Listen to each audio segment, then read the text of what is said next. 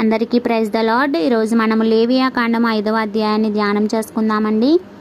ఒకడు ఒట్టు పెట్టుకునిన వాడే తాను చూచిన దాని గూర్చి తనకు తెలిసిన దాని గూర్చిని గాని సాక్షి అయి ఉండి దాన్ని తెలియచేయక పాపము చేసిన ఎడల అతడు తన దోష శిక్షను భరించును. మరియునొకడు ఏ అపవిత్రత వస్తువునైనను ముట్టిన ఎడల అది అపవిత్ర మృగము కళేబరమయ్యే గాని అపవిత్ర పశు కళేబరమయ్యే గాని అపవిత్రమైన ప్రాకెడు జంతువు కళేబరయ్యే గాని అది అపవిత్రమని తనకు తెలియకపోయినను అతడు అపవిత్రుడై అపరాధి అగును. మనుషులకు తగులు అపవిత్రతలలో దేదైనను ఒకనికి తెలియకుండా అంటిన ఎడల అనగా ఒకనికి అపవిత్రత కలిగిన ఎడల ఆ సంగతి తెలిసిన తరువాత వారు అపరాధి అగును. మరియు కీడైనను మేలైనను మనుషులు వ్యర్థముగా ఒట్టు పెట్టుకుని చేసేదమని పలుకు మాటలలో మరి దేనినైనను ఎంచిప్పక చేసేదనని ఒకడు పెదవులతో వ్యర్థముగా ఒట్టు పెట్టుకొనిన ఎడల అది తెలిసిన తరువాత వాడు అపరాధి అగును. కాబట్టి అతడు వాటిలో ఏ విషయమందైనను అపరాధి అగునప్పుడు ఆ విషయమందే తాను చేసిన పాపమును ఒప్పుకొని తాను చేసిన పాప విషయమై యెహోవా సన్నిధిని మందలో నుండి ఆడు గొర్రె పిల్లనే గాని ఆడు మేక పిల్లనే గాని పాప పరిహారార్థ బలిగా అర్పింపవలెను. అతనికి పాప క్షమాపణ కలుగునట్లు యాజకుడు అతని నిమిత్తము ప్రాయశ్చిత్తము చేయును. అతడు గొర్రె పిల్లను తేజాలని ఎడల అతడు పాపి అగునట్లు తాను చేసిన అపరాధ విషయమై 2 తెల్ల గువ్వలనే గాని 2 పావురపు పిల్లలనే గాని పాప పరిహారార్థ బలిగా ఒకదానిని దహన బలిగా ఒకదానిని యెహోవా సన్నిధికి తీసుకొని రావలెను. అతడు యాజకుడి యొద్దకు వాటిని తెచ్చిన తరువాత అతడు పాప పరిహారార్థమైన దానిని మొదట అర్పించి దాని మెడ నుండి దాని తలను నులమవలెను గాని దాన్ని నూడదీయకూడదు. అతడు పాప పరిహారార్థ బలిగా పశు రక్తములో కొంచెము బలిపీఠము ప్రక్కన ప్రోక్షింపవలెను. దాని రక్తశేషమును బలిపీఠమును అడుగున పెండవలెను. అది పాప పరిహారార్థ బలి. విధి చొప్పున 2వ దానిని దహన బలిగా అర్పింపవలెను.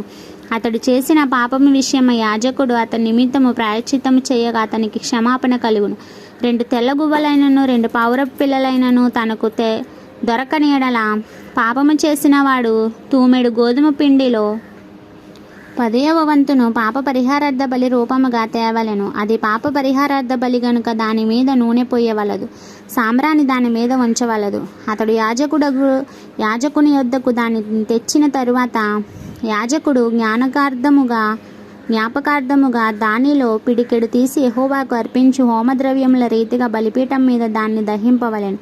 అది పాప పరిహారార్థ బలి. పై చెప్పిన వాటిలో దేని విషయమైనను పాపము చేసిన వాని నిమిత్తం యాజకుడు ప్రాయశ్చిత్తం చేయగా అతనికి క్షమాపణ కలుగును. దాని శేషము నైవేద్యము వలె యాజకుని దగును.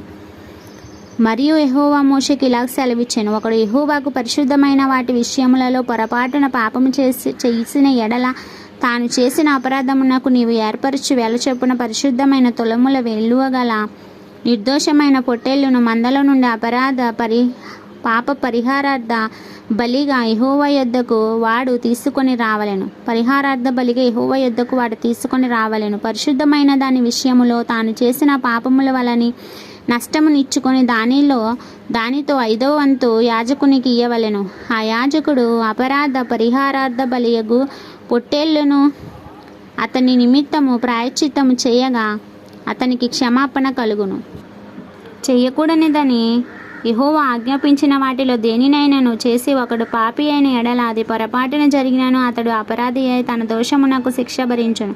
కావున నీవు ఏర్పరిచిన వెల చొప్పున మందలో నుండి నిర్దోషమైన పొట్టేలును అపరాధ పరిహారార్థ బలిగా అతడు యాజకుని యొద్దకు తీసుకొని రావలెను. అతడు తెలియకయే పొరపాటును చేసిన తప్పును గూర్చి యాజకుడు అతడి నిమిత్తం ప్రాయశ్చిత్తం చేయగా అతని క్షమాపణ కలుగును. అది అపరాధ పరిహారార్థ బలి. అతడు యెహోవాకు విరోధంగా అపరాధం చేసినది వాస్తవము.